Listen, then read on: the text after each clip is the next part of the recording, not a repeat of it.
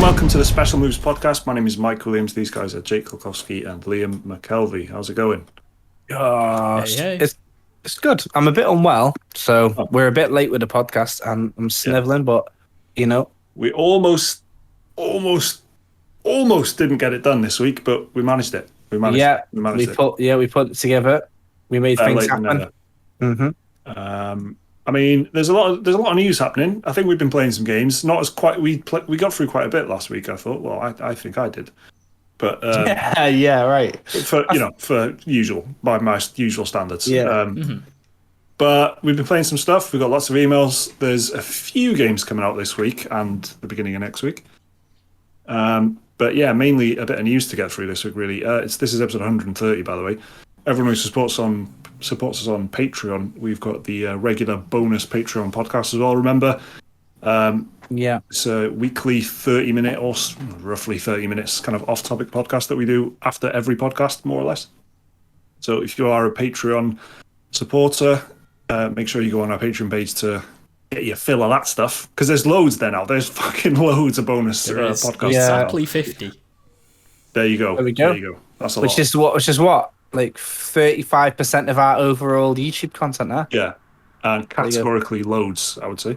Yeah, you can tell somebody's just been reading the Ghost of Tsushima director's cut notes to try and bolster everything up to sound impressive. Can't you? Yeah. All right. Well, speaking of which, what's that all about, Jake? All right. Well, yeah, just today, actually. So, if we weren't recording this late, we would have missed this absolutely bloody... biggest news story. Whiplash-inducing mega story. It's Ghost of Tsushima director's cut was announced for the PlayStation 5 and the PlayStation 4, but confusingly, the majority of the improvements seem to be specifically aimed at the PlayStation 5. Yeah. So they're really drawing out what you can look forward to. So there's a Japanese lip sync now. The lip sync of the characters now suits the Japanese audio, so I can hear the screams of enjoyment from here. We also getting a bit of new story, which does sound exciting, but they didn't lead with that. They put that right at the end. And director's cut to me, I don't want to sound too cynical, because we're just starting a podcast, but it does sound a bit like they've put a couple more side quests in that they didn't have time to finish, and now they've finished them, and they've gone, all right, we'll give them that. But the majority of the proposed updates and stuff are okay, we'll aim to 60 FPS. It even says something like that. We're going to aim to get 60 FPS. We've got dynamic 4K, adaptive triggers for the PS5, haptic feedback with the DualSense controller for the PlayStation 5, improved load timers for the PlayStation 5, and enhanced 3D audio. So that's what you're getting. £30, that is, by the way. £30. Which I guess is only 40% of the price of a full game on PlayStation 5 at the moment. Yeah. But it's a lot of money, that, isn't it? Yeah. It's well, actually, I mean, we don't want to get all... cynical, like Jake says. Jake, who I described as Jake the Merry at the beginning of last podcast. Exactly. So, what a turn. Yeah. What a revelation this has been. But we have had kind of an email about this as well, so I might as well just chuck it in there now, but seeing as we're talking about it. What? We're starting off with an email? Again, I did this recently as well. Never seen before. All right. Apart from last week or the week before. So this is an email from our Dear Special Moves inbox. This one's coming from George Hardwick, who's a regular emailer. If you want to send us an email like George, the address is dearspecialmoves@gmail.com. George says, Dear Special Moves, this 70 bastard pounds per game scenario is, I think, a scandal that has been overshadowed by the state of the world. They can't keep getting away with this. It's overshadowing the I think the pandemic plus the subsequent supply shortages and slow drip feed of games is allowing Sony to perpetuate this practice without much complaint. If there were more games coming out at a faster pace, being aimed at a larger PS5 install base, I think that paying 70 quid a pop would become a much bigger talking point to a lot more people, to the point where Sony actually would have to reconsider their pricing at the moment. As it stands, there haven't really been enough games or enough PS5 owners for people to truly observe, wow, these 70 quid expenditures are really adding up now. Backwards compatibility, cross-gen upgrades, slow release schedules, plus supply shortages are effectively muddying the waters in terms of the value proposition. Keep it real, gentleman from George Hardwick, who's given us some bullet points about his personality. Lives in Hampshire. He's a Castbox listener.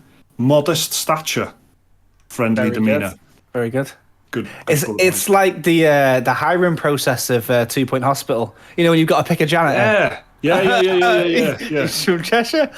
Public school, modest stature. Yeah, so, I mean, I just thought I'd check that in there now because we're on the topic already. So, but yeah, it's. I think that, you know, having things being that expensive probably is something to do with you know, it's going to stay like that. Let's just be clear. You know, it's not. It's definitely not going to change. It would have to be an unprecedented Sony scandal to bring it down to, you know, 60 or whatever. I just, they're not. Why would they change? I don't think. It's a different thing, isn't it? They're going to just prefer to keep putting out bangers and saying, well, ours are worth 70 because they're so good. Yeah, and people will start arguments about that, whether that's true or not. But you know, I just want to make a correction. Just iron out an incredible blunder that I made about the Ghost of Tsushima director's cut, because I'm rewatching the trailer right now as we speak, so I can catch little mistakes like this. It's like VAR, but for fucking the podcast. So I incorrectly stated that there's a bit of story content, but in fact there is a sizable expansion in the form of a new island. Now I got confused because it says that there's the Legends co-op multiplayer comes with the director's cut, which is a free expansion that they already added. Yeah. Right. Yeah. So I thought that the Iki or Iki, I don't know how you pronounce that word, Island expansion is already part of the game, and that now just comes in the boxed version. But by the looks of it, it says a whole new island for you to explore. So I don't know if that is like, it is a whole new island compared to the base game, or if it's compared to what everyone's got now. So it could be a whole new island, which in that case, okay, I take it back. Still, £30 is quite a lot, because, like, I don't know. That seems like, that's how much, like, the Uncharted standalone game was, wasn't it? Lost Legacy, or... Yeah, well, yeah, when you're getting into your Sony standalone, I mean, you know, 30 quid is kind of, I don't know, what's a Destiny DLC? A Destiny, you know, that can be, they're like 20, 25, 30, something like that. You know, it's a lot of fucking money in it. But do you remember, like, you know, a few years ago, there was like this debate because of all the microtransactions and loot boxes and stuff, that people were saying, I would rather pay 70, 80 quid for a game with no loot boxes, you know, than have a 50 quid game with loot boxes in. So that's almost what this is, because that is the thing when you get a 70 quid game. So far, Demon's Souls, there's nothing in it. You just buy the game, and that's the game. You know, the game's there, and you don't feel like you're getting sort of pestered to spend your money continually when you're playing it. And, you know, Ratchet and Clank is the same. Yeah, Returnal, whatever. It's just fuck yeah, that was good, wasn't it? That was always Sony's MO though with their games. Like, even when they were still 50, they never put stuff like, at least not that I can think of. It wasn't like a multiplayer. I know Uncharted had like credit packs for the multiplayer and stuff like that. Yeah, it's one of the earlier ones, wasn't it? It was one of the. Yeah. I definitely agree, and this is just the modern equivalent of that. Then they're not going to be, like Liam says, that's what they do. Mm-hmm. So to continue doing what they're doing, you know, we're the ones that fucking voted for Brexit and shit, innit? So that, you know, they're just saying, well, that's how much it costs now with your pitiful British pounds, please. You know, that's how much it's going to cost you. Yeah, it's not like Battlefield 2042 on next gen is 70, and it's still going to have like in-game purchases and stuff like that. It's and it's mad. I was looking at the price of. I was speaking to my friend who's from Brazil, and but he's like a content creator who gets games for free, right? And he just will play any sort of game. He's really not fussy, whereas a lot of other content creators who are bigger get a bit choosier.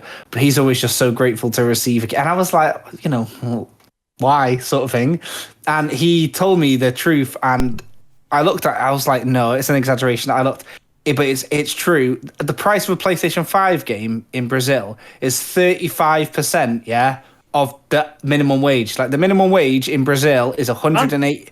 It's £189 a month. Google this, right? In Brazil, and a game is like 40 quid. Right, and it's still one of the fastest growing sectors. So it's only Brazil. It's only Brazil. But what's even more weird is the price of games in Brazil has increased it by 25% since November. There's massive like articles on it and stuff like that. But I think the minimum wage thing is because that there's huge amounts of poverty in Brazil, isn't there? So there's some people who can definitely afford it, and most people who. There's a big gap, right? But for some reason, it's the one place in the world there was a huge spike is Brazil. I probably looked at it because it was I think a couple of articles this week about it actually were talking about it that there's been a 25% increase. But it's like, oh my god, like it's just what I'm trying to say is Sony don't really research their price points. I don't think. But it just smacks of like, well, we're not going to do it. We're not going to monetize. It's like they're not even thinking about monetizing it any other way other than, well, you'd have to buy to get it. You have to pay money, full price up front to get into the game. We're not going to give it you on a subscription service, at least for a couple of years. And so you have to buy it. And the only way that, and then they'll just work out the details later. The details being that's fucking 70 quid in Britain now. Yeah. There's a lot of like rumbling at the moment that there's going to be a PlayStation showcase soon. A lot of people apparently this time next week, like I'm pretty confident by the end of this month there will be one, but there's been a lot of leaks today, like a lot of leaks. And when I say leaks, I don't mean somebody on fucking Reset Era. I mean like PlayStation's got like a Latin America, maybe this is PlayStation Brazil's fucking revenge.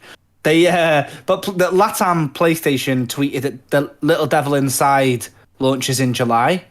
No build up to that, so I wonder if that's going to be an outright now thing. PlayStation Italy on Instagram and on Twitter tweeted like, "Get us settled in because we're about to start the show," or some tweet along those words today. And Italy are playing in the European like soccer championships for international non-European listeners, but they weren't playing today, so it couldn't have been about that. And then it was immediately them 1-1 by the way. That's good result for Wales, but then we got knocked out like fuck. Thrashed for fucking goals. So don't talk about it anymore. But and then there's a lot of people who are very savvy, like Jeff Grubb type Souls Hunt, who's like pretty much right about everything he says. Says it'll be July the 8th. It's normally always on a Thursday, I think, when Sony do their stuff, which is a week today. But there's a lot going on about this sort of stuff, and we know that we're supposed to hear from that abandoned game. Is it Kojima? Is it not Kojima project? Grand conspiracy. The Grand Conspiracy is to be lifted, and that is being shown off as part of a PlayStation event. Everyone knows that, but that leaked as well. They've I don't know, Mike, if you've heard about this. It's a weird thing. Liam definitely would have, but it's that this is the first time this has ever happened. I might have mentioned this before in a bonus podcast or something, but this game called Abandoned, which is part of this wider conspiracy, but forget about that for now, is getting a real-time rendered trailer that you have to download via an app, which is 1.8 gigabytes. That is how they're revealing the game alongside Sony. So it's a PlayStation official licensed app. That's never happened for any game before ever. And it's gonna render in real time the trailer. It's nearly 2 gig just to play a trailer, and that's leaked. That leaked 9 hours ago. But I mean, that was officially announced months ago. It takes balls to do something like that, doesn't it? It's got to be. Because it's different. Certainly. Because at first, your gut reaction is, well, that's just fucking ridiculous. Put the trailer out, but then, it's marketing, isn't it? And anything that just makes people talk about it. Well, maybe not anything, because the developers are crying every night, thinking that fans are going to come to their door and ask if Hideo Kojima's under that mask and skin them alive. Why is that start? Where did that? All right, I can do it pretty briefly. Liam, fill in the gaps, but it's pretty much this. there's this studio that no one's ever heard of that are releasing a game on the PlayStation 5. They've got support from huge companies. Some of the people who are doing the port work for them have only worked on huge games like Horizon Zero Dawn, Death Stranding, and God of War. Everyone who was on their LinkedIn profile as staff had stock profile pictures. The guy's name was Hasan Kamaran. Kamaran, by the way, is Turkish. When you translate it into Japanese, it's the word Hideo. Yeah. Hideo Kojima famously pretended to be, was it a Swedish guy or a Danish guy for the reveal of Metal Gear Solid 5 before he ripped the bandages off his face? Yeah, they're called Blue Box Studios, which is BB. The blue box is also the PlayStation logo thing. It was announced by Kojima himself via Twitter that the next game that he's working on was a horror game. There was rumblings for a while that he was working on something close to PT. Then what's even weirder is this was shown off amongst only AAA games, despite being the studio's first project. And then it's come out that the trailer is completely generated from Unity assets called something like Wooded Forest. And then this all... it fucking looks it. That's what I thought, yeah. So, but I guess what kicked this all off is that they made a tweet saying Abandoned isn't really the name of our game. Right. It begins with an S and it ends in an L. Right. And the first person to retweet it was like a new account called Hideo Kojima. Well, no, it's the first person to reply said, "Is that Silent Hill?" And then the conspiracy started. So, but it's all now. But this is the new bit. This is the new shit. For anyone listening who's adept with that knowledge, this is the new shit. So this is all part of this bigger rumor about Silent Hill being rebooted, and a story from a very, very long time ago, which was leaked in full detail, and by leaked I mean it was some guy on 4chan, said this: guys, there's going to be 2 Silent Hill games. One is being made by a very prominent, wink wink, Japanese studio. Konami are paying them top dollar. The other one was going to be an episodic game by Supermassive. Wait, is it Supermassive? The guys behind Until Dawn and Man of Medan. It was episodic. They canned it. And then Konami have tried to ship that around to other developers. But they've said you have to keep it as episodic and you have to use all this stuff. We paid good money for this. And all of the developers have said no. Apart from Bloober Team, who made Blair Witch and... Medium, Liam's favorite development studio, right? So that was the rumor back in Feb. There was going to be an episodic Silent Hill by Bloober Team, and a prominent Japanese developer is going to be working on it. Anyway, so now this week, Konami have officially said, guys, we're not going to tell you what the game is, but we have now got a strategic partnership with Bloober Team. So... the Silent Hill store's reopened. It's even a shit name for a studio, isn't it? Yeah. Bloober Team. Yeah. It sounds like a bunch of Ratchet and Clank mobs that you'd hire to help you fight the Emperor. It sounds like something we would make up for a fucking development studio. Yeah. So anyway, Silent Hill store's reopened. Bloober Team and Konami's grand union has started. Yeah. Which then means that, yes, everything this guy said has been true. And it was it was oddly suspicious how much detail he said in this rumor. Why would he say there's going to be 2, one's Bloober Team, and the other one's a very prominent Japanese developer? Anyway, so everything else has come true apart from this Japanese developer. So, out of that, the rumors are there's only 2 studios, Kojima Productions and PlayStation Japan Studio. People think that it might be that Konami and Kojima have made friends again, and it's going to be that. But it could all be bullshit. But anyway, the only other thing to mention for those, I want to present the other side of the argument with this abandoned thing. The guy, Hasan Kamaran, made a little sort of, very Blair Witch actually, type sort of mobile phone video holding the camera up going, guys, I just want to let you know, it's me, Hasan. I am a real person, okay? I'm not Hideo Kojima.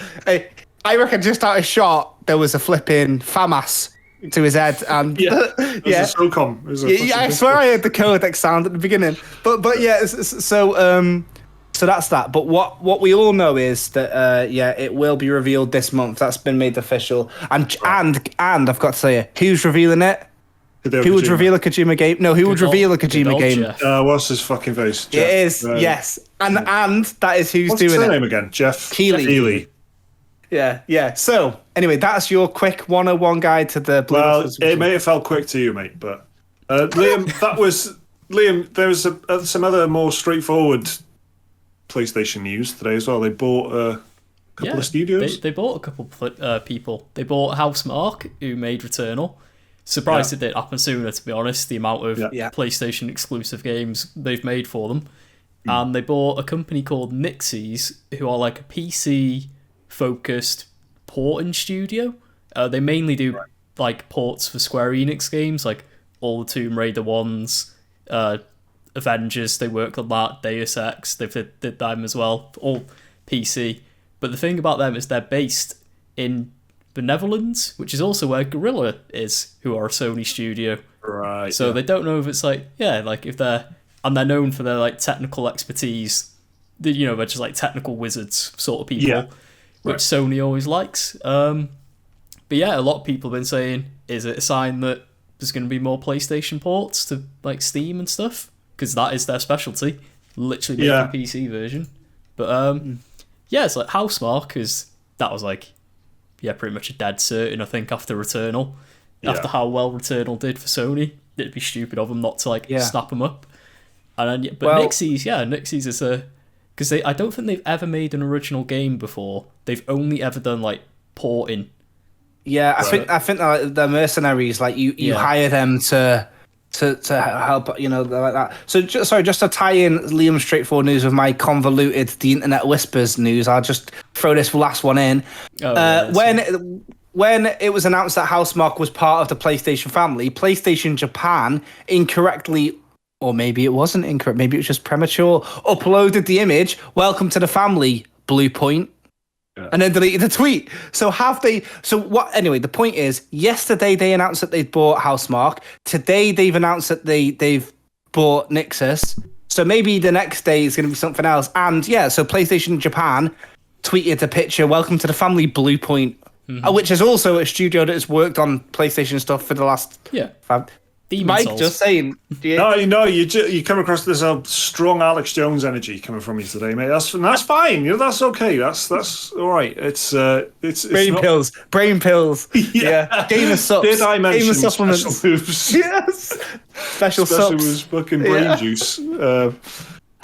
I mean those studios are like it's impossible to look at that like without every news story's in context, isn't it? And the context of that buying a couple of studios is that Microsoft has just fucking bought Bethesda, and that was following on from buying a shitload of other studios.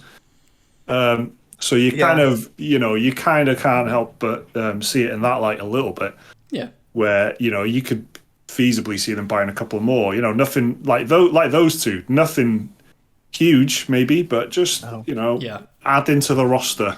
Because they kind of, Microsoft have been making huge moves, haven't they? So and what's his name? Herman Hulst, who's like the head of PlayStation Studios now. After they said they bought Housemarque, he gave an interview saying they're making more targeted acquisitions.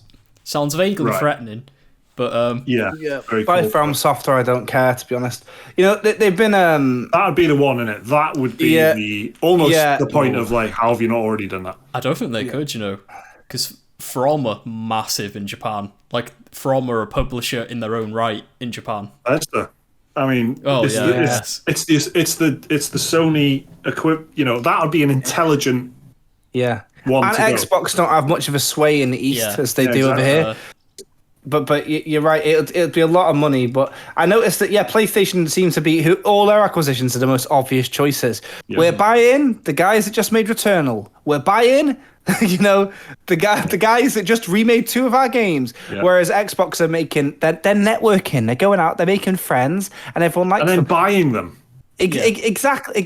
Literally that. Whereas PlayStation are pissing people off. Like there was news stories this week about a developer's done an expose and it's been picked up by the press, but I've seen this firsthand, and it is kind of true what they're saying, that PlayStation are very difficult to work with in terms of the hoops you've got to jump through, and if you want to launch a game on the PlayStation Store, it has to be a blog post, the PlayStation blog, and then it has to be if you want to do a discount on launch day, it can't, it has to be a certain amount. Everything has to be approved by your brand manager. Anyway, there's been a bit of a hit piece written about it, and it's meanwhile, all you've seen in the news is Kojima Productions and Phil Spencer have met for coffee and this and that. So yeah, there's a lot of this going on at the moment, and I think the reason for all of these rumors and stuff is because what we do know is on July 23rd, which is in a couple of weeks, Xbox are doing their big showcase of what's ahead over the next. Yep, the 23rd. Done that? That was a joint little thing with Bethesda, wasn't it? So yeah, I suppose this will be more focused on Halo. Games that we already know, but we're just going to be seeing a lot more from the games that we actually are aware of. Because, think about all the games that they didn't show there. Like, that Xbox thing was really just like cinematic trailers. Yeah, a lot of CGI, wasn't it? Whereas if, we know that Harry Potter game is in the works for early next year, I don't think we're going to see Fable. I reckon that's still in the planning stages. But there's probably going to be like, are we going to see proper Forza gameplay? Are we going to see Halo gameplay and stuff? But, and we know that PlayStation have got something coming up now too. So we don't know that for a fact, but... It seems that way, doesn't it? Yeah. I've been playing a bit of Forza. I've been playing Forza Horizon 4, and I haven't ever really been into car games. And I played like the obvious ones. I played Need for Speed Underground because Burnout, yeah, that sort of shit. Mario Kart. Really got into. I probably dabbled a little bit in Gran Turismo, but that was when I was fucking dabbling in every game that I could get my hands on with PS2, but. Yeah, Forza Horizon's really good. Horizon 4 is good fun, and you can see the kind of gloss they put on everything. Yeah. So it sort of feels a little bit like, is it Respawn? Is that what they're called? That when they made, they're making Titanfall games. Who made Titanfall? Was it Respawn? It's Respawn, yeah. Forget I ever questioned myself. It was Respawn. So Titanfall 1 and 2, really good games, but then they make, Star Wars, which is Jedi Fallen Order, which is, seems like a bit of a departure for them. But then they're obviously very competent studio, and they did a good job of it. Even though it seemed like a kind of slightly rushed project, they still did a fucking good job of it. It doesn't seem like a big passion project that they spent years making, but it's still a good game. So it feels like the same sort of thing here with Playground, where you can see the quality of the racing games and see how that might apply to Fable. Yeah. Just got to look at those cactuses in Forza Horizon 5. That's all you need to know. Yeah. Oh yeah, in 5. That gameplay reveal they did literally made me buy an Xbox. Amazing. Yeah. You bought an Xbox. I literally bought a Series X after seeing that Forza Horizon gameplay. Speaking of, I am. Well, I don't know how long you got to wait, but I think it's early next year, isn't it? That's coming out. Did they announce 2022? Horizon. Yeah. Literally November this year. Oh, well, there we go. That's perfect timing. They kept it pretty under wraps as far as everyone knows, and then just like, yep, it's here. Here's some gameplay, and it's out in the not too distant future. Speaking of Need for Speed and Star Wars and the not so distant future, next week's EA's thing, isn't it? EA are doing it. They're like E3 thing because they didn't have a proper one, so they're a big thing. And I wanted to just, actually, do you know what? I could do this all night, man. Dead Space. They got they changed their YouTube, blah blah blah. But what I was gonna say is there's been a tease for the new Star Wars game from EA today about maybe a new Fallen Order. But I only. The reason I'm bringing it up is because I only played a little bit of it. But did you guys both finish it? Yeah. I think you spoke about it when you did it. But what do you guys think of it? Now, does it even? Do you even care? Do you know what I mean? No, well, it's good. It's good, but it's not.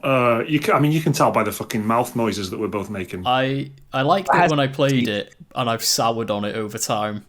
The more I think about it, the more I'm like, yeah, that was a bit shit, wasn't it? And man, I really didn't like that. Yeah. To the point, I think it's quite just a pretty average game, to be honest. Yeah, I felt like I was a bit colder on it than even the reviews at the time. The reviews at the time were good for it, but it's just competent. I think is the word. But it just, do you know what I mean? I just feel like if they probably had like another year on it early on, and were maybe a bit more creative about their approach and stuff, because it is sort of. Well, it was kind of tied to the film release, wasn't it? Am I right? It had that whiff about it. Yeah. Yeah.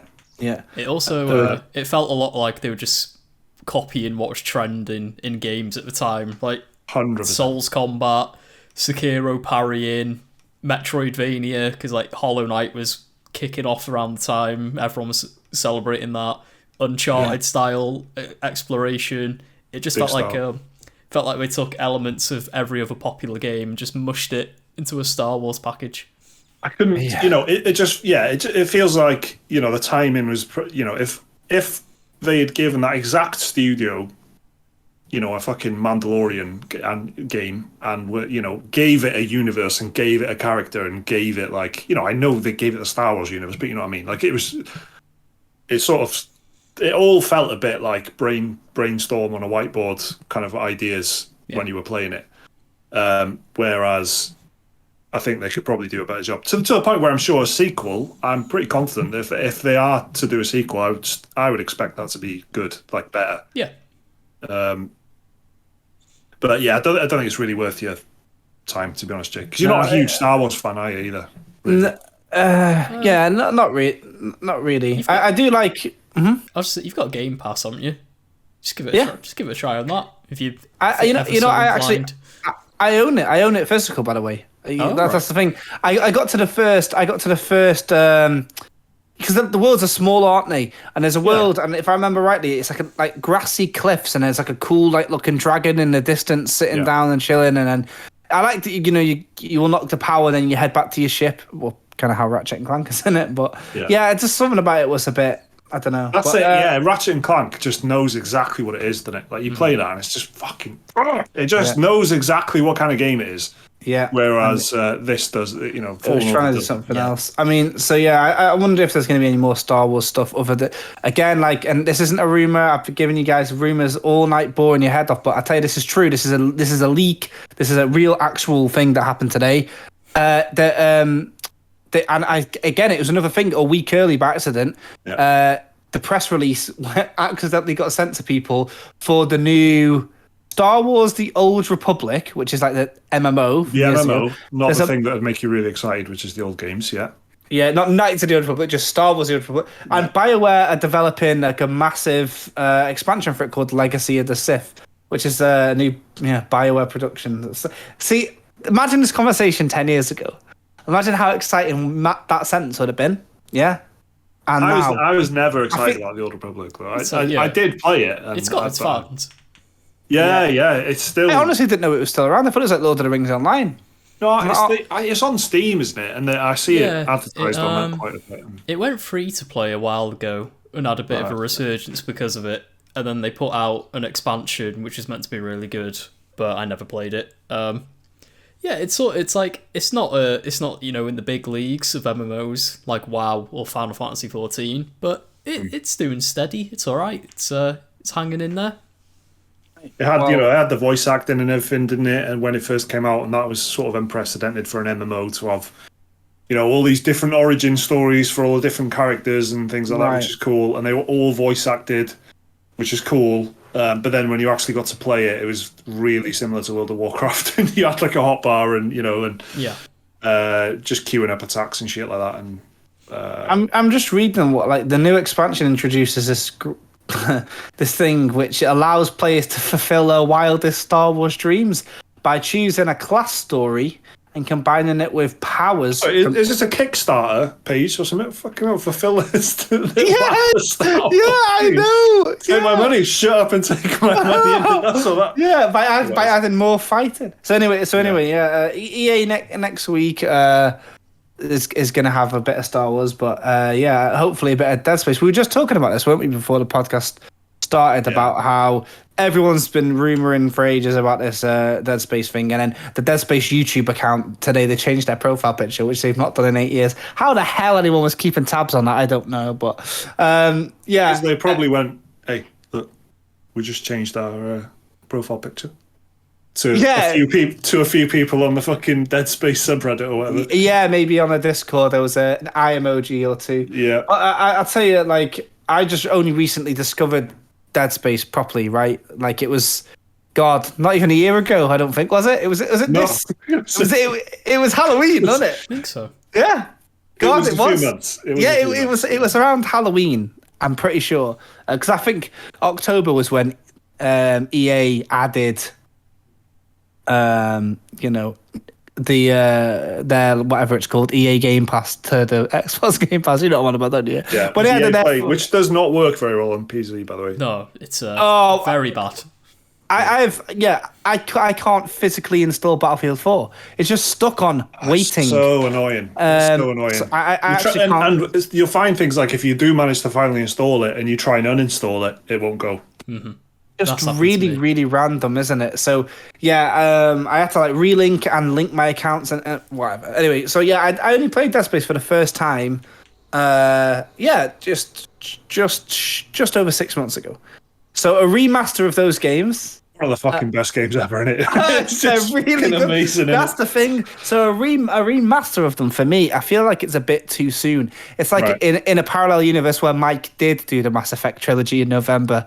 Do you know what I mean? Yeah. Where with the Legendary Edition, they've tasted so sweet. So if they are doing this remake, then I'd rather that than the 3. But I don't know if you guys have got different opinions. I imagine that the originals hold up really well, but I suppose that's kind of what Liam says about Resident Evil games, Resident Evil 4 and things like that. But it's the same kind of idea in it. You play it and it's still great, probably, in it. But you can see them doing well, the Resident Evil is different because they're already in the trenches making loads of remakes. So with Dead Space, I think I could see it going a remaster quite easily, and with just better lighting and HDR and 4K and all that. Yeah, doing like a Mass Effect job on it. Yeah, that's what I would prefer, because I don't feel like they still don't feel that old, even though they came out. The first one was like 2008 or 2009, something like that. Yeah. They don't feel that old. If they give it exactly the same fucking year as Mass Effect 1, so that makes sense, wouldn't it? What happens if they give it a bit of a Doom 2016 treatment and they reimagine it, reboot it? Would you be into that or no? I mean, 100. If anything ever happens with Dead Space ever again, I'm gonna be on it. Like, so depends what direction you take. Yeah. I would definitely play it regardless of what it is. But Battle Royale, hopefully not. Imagine that. Imagine a fucking 100-player Battle Royale on the fucking derelict spaceship. Dismembering the shin bones of. Why isn't that? There's already a Kickstarter for that somewhere. I'll give this one to EA for free. Multiplayer mode, and it's like Among Us, where one player is a necromorph and has just got to like kill off the crew, but the crew can fight back. There you go. That's on a whiteboard. You can have that for free. Yeah, that's one aspect of Dead Space that I never got to experience. Never. All those months ago was the multiplayer mode. I think that was a big focus of the third one, right? The co-op, it was. Sorry, that's what 2 I mean. 2 actually had multiplayer. Yeah, it was a bit like Left 4 Dead Versus mode, where you had some people playing as the necromorphs and then some people as humans, just trying to escape. Yeah. It was in the what I call the BioShock 2 era of just games having multiplayer for no fucking reason. But the co-op would. Yeah, I'd never played a co-op either. I imagine it could have been pretty interesting because they had like this interesting storyline to go hand in hand with it almost. But hell of a series. I really hope. I would love there to be a remaster trilogy and the promise of a Dead Space 4, in a year or two, with a fucking remaster to keep you going. Mm-hmm. Yeah, the fact that we were on the cusp of a potential, July with a Dead Space reboot announcement and a Silent Hill reveal is potentially very, very exciting, but speaking of unspeakable horrors, can I just talk about one game that I played really quick because it's brand new? Yeah. Again, I played for the gang, of course, Doki Doki Literature Club Plus premium subscription model, $9.99 a month. No, I played the console ports of Doki Doki Literature Club, the masterpiece of visual novel And I remember playing a long time ago. Once upon a time, at Pretty Good Gaming, everybody else, apart from me, was streaming, and I was in a room alone, and I finished an edit about 2 minutes after everybody else left to go streaming. Yeah. And it was 3 o'clock, and I was working till... I was there too, so opposite you, except I was playing, I was playing Castle Crashers. So you were actually... I forgot about that. Yes, Liam, I felt alone with the waifus, but you were, obscured by a Mac. You were there. Liam was in the waifu world with you. Liam was in a waifu. And anyway, I didn't know a thing about it. All I know is it was really good, and I never played these visual novel things, but I thought, you know what, I'll go for it. And I played it in one sitting, and I remember having a bit of I loved it. Like, I was just like, I can't really, I don't know, express how good it was. Anyway, so I'm not going to ruin it for anybody, but what I'll say is it's a story about you, the player, joining a very ambitious book club full of go-getters, and they all want a piece of you, basically. It's a bit funny because I was actually playing. This is clear. I'm telling myself this in front of my wife. I'm playing it next to my wife on the sofa, and I'm going, this is actually satire, you know. So I'm like, this is a great deconstruction of the visual novel, because she doesn't know what a visual novel is. So I'm like, basically, visual novel, is like some sort of thing where incels can pretend that they got girlfriends for a day.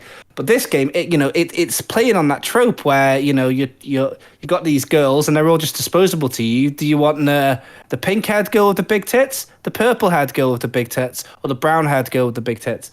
But they all want me, so it's easy.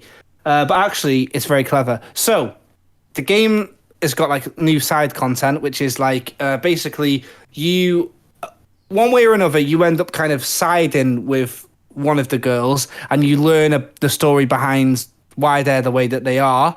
And, different situations arise, like maybe you go and study with one of them or whatever. But they've added more of that, and they've added about 50% more content. So the game is like a sizable amount, to be fair. By the way, the game's like £9. Yeah, so right. I was like, I'm definitely in there for that. And the game has got... Well, okay, I can say this because it's plastered everywhere now. It's even on the box art. The game is like a psychological horror, and it's full. It's at the beginning when you load it up, you think that you're going to see the worst thing in the world.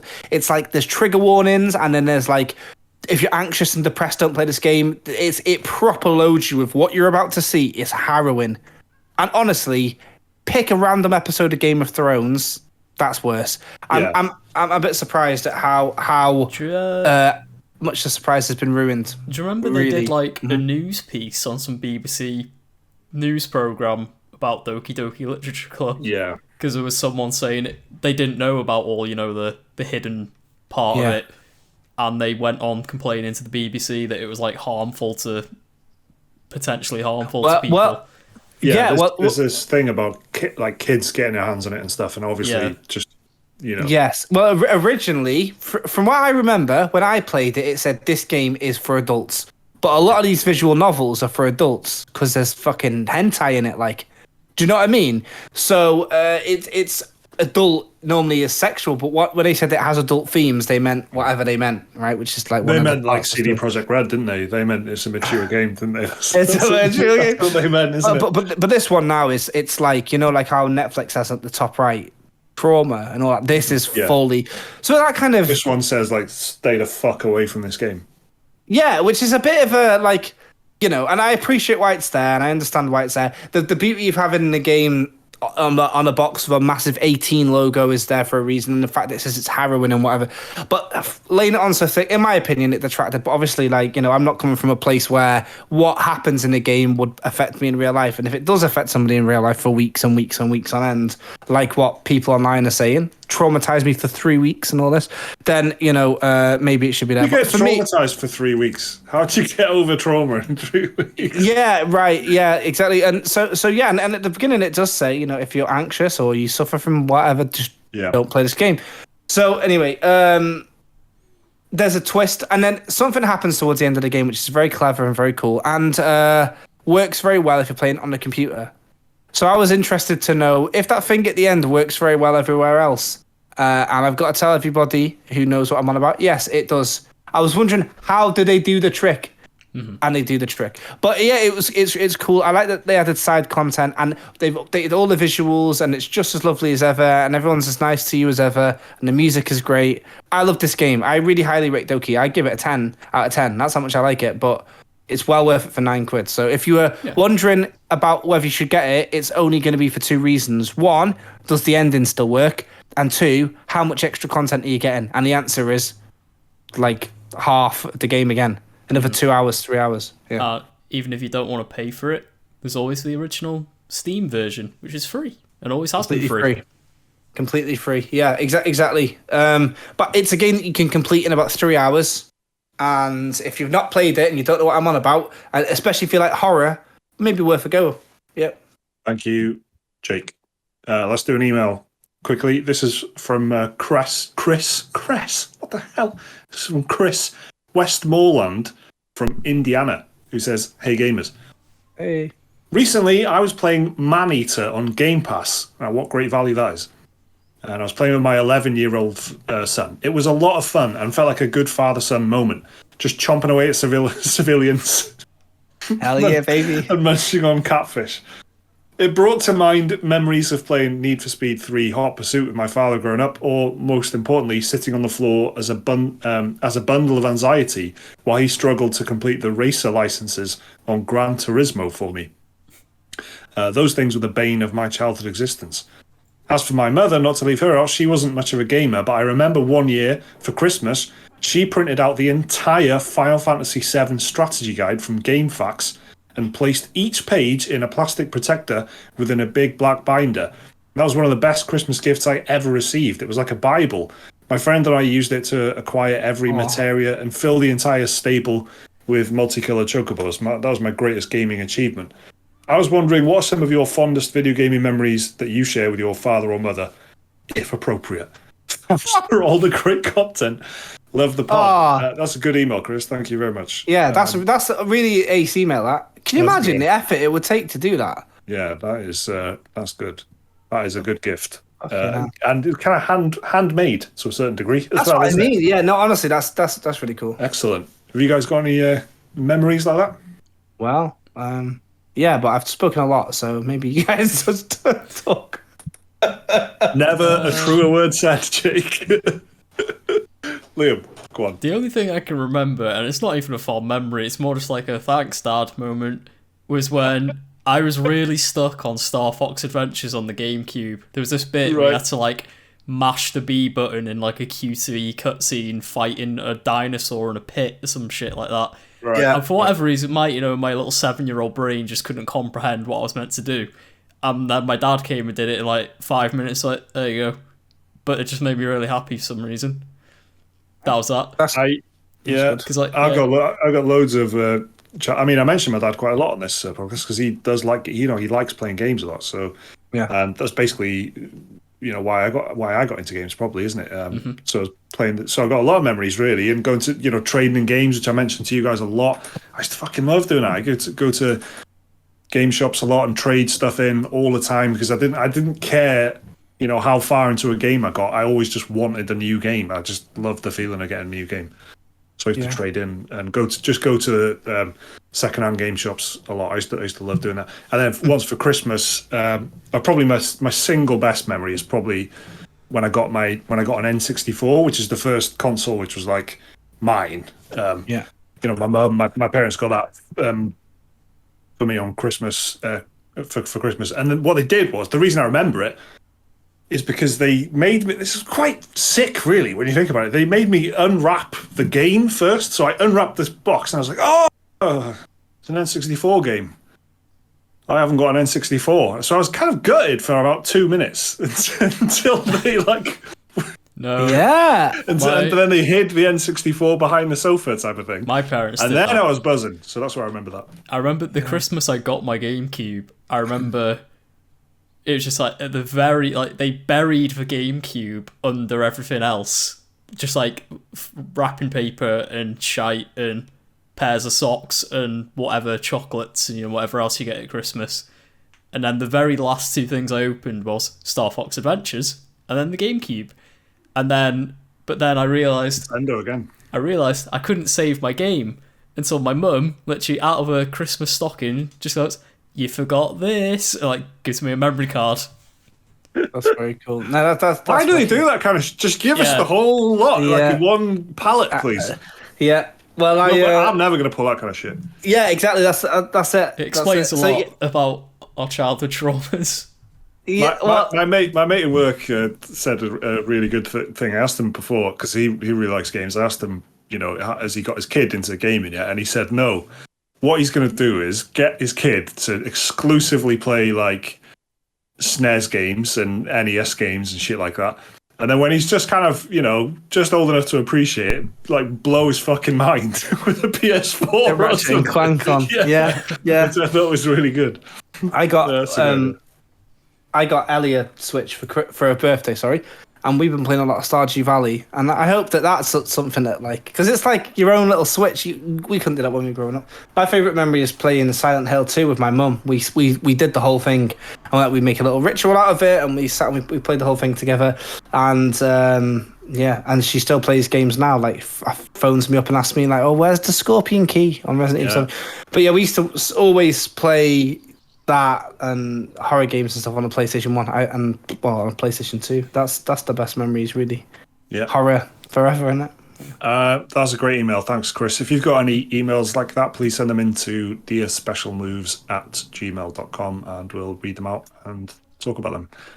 Okay, let's do the new games. There's a few games coming out in the next few days. Nothing really to write home about. A couple next week that's pretty intriguing. But so on the 1st of July, which is the day of recording, which was yesterday by the time this podcast goes out, Blaster Master Zero is out on Xbox One and Xbox Series X. This is a platforming game. Yeah. It is. Good game. There you go. It was a Switch launch title. Okay. Yeah. Like Metroidvania type game, but you're in a tank. So that's out on Xbox, both platforms. And then next week on Tuesday, the 6th of July, you got the 25th Award, The Silver Case on Nintendo Switch, which is an adventure game. Suda 51. Yeah. It's a remake or a sequel even to, I think it was his first game, The Silver Case. All right. I've been playing quite a bit of Switch actually this week. I've been playing. I told you about this game Overboard, right, where you're kind of just in having conversations. I've just been replaying it loads. It's really good. It's really replayable. I mean, it's really so cheap and such a good, like a perfect Switch game because you can just get through a whole game in like 30 minutes or something. I've gone back a generation and played my 3DS again. Oh, nice. But I'm trying to do Monster Hunter Stories before Monster Hunter Stories 2 comes out because I never did the first one, even though I've owned the game for 5 years. So now I'm doing it, and that's a very fun game. More on that next week. And then possibly the biggest one that we got to mention today is A Plague Tale: Innocence, which is out on Nintendo Switch, PS5, and Xbox Series X. This is on Tuesday, the 6th of July again. This is actually the PlayStation Plus game. Yeah. Which is cool. Didn't you say that you wanted to play that on the bonus podcast last week? Yeah. No, I did. Yeah. It was recently. So I'll try that. I'll definitely try that. I was thinking of playing it on PC actually, and I think isn't it on Xbox Game Pass? It is, yeah. So I think I was thinking of doing that, but I'll give this a spin on PS5, and while I don't know, maybe while I know that there's quite a few people playing it and stuff, again, maybe it'll just give me a more impetus to get through it. For real. Yeah, same. I've had it installed on PC for a while, but I might actually finally get around to giving it a go when this enhanced version comes up. It looks alright. I mean, I did give it a go and just came straight clean off it. I really didn't like it, but I've given loads of games second chances and loved them, so I'll definitely give it a go. Then Ender Lilies, Quietus, I haven't said that right, of the Nights, Metroidvania game is out on PS4. I've been playing Liam, you've done this. I've been playing it on Switch. It came out last week on Switch. I'm not very far into it, but it's been pretty good so far. It's got nice music, like a dark gothic art style. Yeah. very, even a bit Bloodborne inspired. A lot of the bosses doing a lot of screaming at me while they erupt into like a fountain of blood rage looking sort of thing. I'm interested. It's you can tell it wears its inspirations on its sleeve, but it's been quite good so far. It's quite difficult as well. It's a nice challenge to it. Nice. Okay, well that actually sounds all right. I'll have a look at that. And then finally, Ys 9 Monstrum Nox, of course, is out on PC and Nintendo Switch. Mm-hmm. It's been out on PS4. I feel like there's about 25 of these games, or am I just... There is a lot of Ys games. I have this one. I've not played it yet. It came out on PS4, I think, last November? It feels like it was a while ago. But yeah, I've not played it, but it's a very, very long-running series of action RPGs made by Nihon Falcom. I think it's Nihon Falcom, or just Falcom. Yeah, it is. It's been going since the late 80s, this series. Long-running franchise. One of the longest-running RPG franchises ever that's not Dungeons & Dragons, as far as I remember. Yeah. They're good games. They're just they're action RPGs. They do feel a bit lower budget, maybe. Don't go into it expecting Final Fantasy level production values or anything like that. Definitely, you can tell they're operating on a bit of a budget, but they're fun. They have great combat, great music. 9 has like a town builder mechanic in it, I think, if I remember right, where it's a bit Dark Cloud, where you pick in where you want to put all your shops and stuff like that. It's meant to be really good, but yeah, I just haven't got around to playing it yet. Okay, those are the new releases. Thanks everyone for listening to this week's podcast. Sorry it's a little bit late, but it's better late than never, like I said. We will hopefully be on schedule next week, but we say that every week. It's difficult to tell. You never know what's going to come up, do you? Your life is full of surprises, like a box of chocolates. As the old saying goes, isn't it? So, we'll do a bonus podcast now. If you're a Patreon supporter, you can join us on Patreon and get a weekly dose of bonus podcast where we kind of go off topic a little bit. It's a bit less structured, but full of good stuff usually. So check that out on Patreon if you are already a Patreon supporter. Thanks for listening. Keep your emails coming in to dearspecialmoves@gmail.com. We'll see you next week. Bye.